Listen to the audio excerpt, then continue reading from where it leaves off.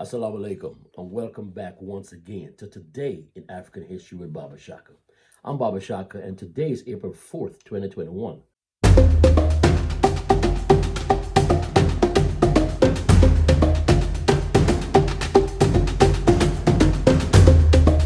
Now, some of you may have noticed that we did not upload a video for the past 3 days. We've been having some technical issues with our camera. We're actually using a substitute camera today while we try to solve the problem, as it were. We ask that, inshallah, you be patient with us while we make some changes. Now, today in African history, we're going to present the information that we intended for April 1st. We feel that the information is important, and we hope that you feel the same because on April 1st, 1868, one of our great HBCUs was founded, and we would be remiss if we skip over this occurrence. The year was 1861. The American Civil War had shortly begun, and the Union Army held control of Fort Monroe in Hampton, Virginia, at the mouth of the Chesapeake Bay. In May of that year, Union Major General Benjamin Butler decreed that any escaping Africans or any escaping enslaved Africans reaching Union lines would be considered, quote, contraband of war, unquote, and would not be returned to bondage. This resulted in waves of escaped people rushing to the fort in search of freedom. A camp to house the newly freed persons was built several miles outside the protective walls of Fort Monroe. It was named the Grand Contraband Camp and functioned as the United States' first self-contained African American community. In order to provide the masses of refugees some kind of education, Mary Peak, a free African woman, was asked to teach, even though an 1831 Virginia law forbid the education of the enslaved, free blacks, and mulattoes. She held her first class, which consisted of about 20 students, on September 17, 1861, under a simple oak tree. This tree would later be known as the Emancipation Oak and would become the site of the first Southern reading of the Emancipation Proclamation in 1863. Today, the Emancipation Oak still stands on the Hampton University campus as a lasting symbol of the promise of education for all, even in the face of adversity. In 1863, using government funds to continue the work started by Mary Peak, General Butler founded the Butler School for Negro Children, where students were taught reading, writing, arithmetic, geography, and grammar, as well as various housekeeping skills. Brigadier General Samuel Armstrong was appointed in 1866 as superintendent of the Freedmen's Bureau of the Ninth District of Virginia. Drawing upon his experiences with mission schools in Hawaii, he procured funding from the American Missionary Association to establish a school at the Wood Farm, also known as Little Scotland, which was adjacent to the Butler School. On April 1st, 1868, Armstrong opened Hampton Normal and Agricultural Institute with a simple declared purpose. Quote, the thing to be done was clear: to train selected Negro youth who would go out and teach and lead their people first by example by getting land and homes, to give them not a dollar that they could earn for themselves, to teach respect for labor, to replace stupid drudgery with skilled hands, and in this way to build up an industrial system for the sake not only of self-support and intelligent labor, but also for the sake of character, unquote. Practical experiences in trade and industrial skills were emphasized, and students were able to pay their way through school by working in various jobs throughout the burgeoning campus. The Butler School, which was succeeded in 1889 by the Whittier School, was used as a practice ground for teaching students of the Hampton Normal School. By 1872, Hampton Normal and Agricultural Institute was flourishing and drawing students from all over the country. One day that year, a young man met with the assistant principal to request admission. His clothing and person were so unkempt from his long journey that he was nearly turned away. The assistant principal asked him to sweep the recitation room. The young man, excited at the prospect of work, not only swept the floor 3 times, but thoroughly dusted the room 4 times, thereby passing a rigorous white glove inspection. Upon seeing the results of his work, the assistant principal said quietly, quote, I guess you will do to enter this institution, unquote. The newly accepted student was none other than Booker T. Washington, who would become Hampton's most distinguished graduate. At only 25 years old, at the request of General Armstrong, Washington helped found the Tuskegee Institute, another great HBCU, in Alabama in 1881. During the night of April 18, 1878, a group of Native Americans arrived in Hampton from Fort Sill, where they had been imprisoned at the close of the Red River War. No longer considered dangerous, they were sent to Hampton at the request of General Armstrong. These 70 men and women became the first Native American students at Hampton and began a Native American education program that spanned more than 40 years, with the last student graduating in 1923.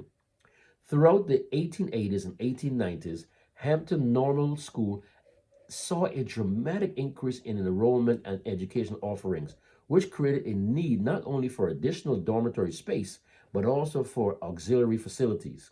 A number of buildings were constructed during the 20-year span, including Whipple Barn, Wigwam, which was the Native American Boys Dormitory, Holly Tree Inn, and the Armstrong Slater Trade School, most all of them built by Hampton students.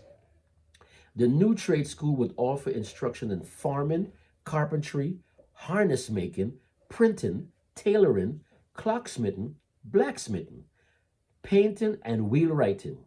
By 1904, nearly three-fourths of all boys at Hampton were taking trade classes, in addition to expansion of the agricultural program. In 1913, Hampton's music program flourished under the direction of Dr. R. Nathaniel Dett, who brought Hampton's choir and quartet to the world through highly acclaimed performances in London, Vienna, Zurich, Berlin, Geneva, and Paris. Enhancing Hampton's curriculum to meet the stringent requirements of college level accreditation was the focus during the late 1900s and throughout the 1920s. Many new programs were added, and the requirements for existing courses were raised to meet the new standard Hampton placed upon itself. A library science school was established in 1924, and an extension program was begun in 1929 to reach students who were unable to come to campus. The Robert C. Ogden Auditorium was built in 1918, and with 2,000 seats, it was at the time the largest auditorium in the area. Today, Ogden Hall is considered one of the finest acoustical venues in the nation. In the Principal's Report of 1929, Hampton's president, Dr. James Edward Gregg, stated that, quote, Hampton Institute is now a college, unquote. He went on to state that, quote, every one of its collegiate divisions or schools, agriculture, home economics, education, business, building, librarianship, music, is fitting its students for their life's work as teachers or as practitioners in their chosen calling, unquote. On July 1st, 1930, Hampton Normal and Agriculture Institute became Hampton Institute, and the title of principal, Dr. George Phoenix at the time, was changed to president. The 1930s brought with it the Great Depression and intense challenges for Hampton Institute. Already confronted with an overwhelming budget deficit, the college experienced a decrease in enrollment, and budget cuts and staff dismissals were common. To cut costs, the library school was discontinued in 1940, and the nursing school was taken over by a local hospital that same year. When America became involved in World War II, financial relief would soon arrive to Hampton Institute as the federal government established war training facilities on the campus. After the war, many of the military training buildings were purchased by the college and are still in use today. In addition to Hampton's financial troubles, many felt that the school's decades old education philosophies no longer applied to a changing racial climate where the emerging youth began to question accepted policies and procedures. Students wanted more self governance and a change in many of the regulations. While the Hampton staff was interracial, there were no Africans employed as heads of departments in schools. Thus, in 1940, a few high-ranking administrative positions, including Dean of Instruction and Dean of Women, were appointed to Africans. And in 1949, Dr. Alonzo G. Moron became the first African president of Hampton Institute. During the 1950s, programs in agriculture and the trades were phased out due to decreased enrollment and a change in the American workplace climate. However, a number of new programs were initiated, including graduate studies in mathematics, chemistry, and physics. During the tenure of Hampton's Institute's ninth president, Dr. Jerome H. Holland, the college experienced a decade of growth in every facet and program. 12 new buildings were constructed. Faculty members increased. Average salaries doubled, and student enrollment reached 2,600 by 1969. New programs and departments were established, including a computer technology program, the College of Cooperative Education, and a Department of Mass Media Arts.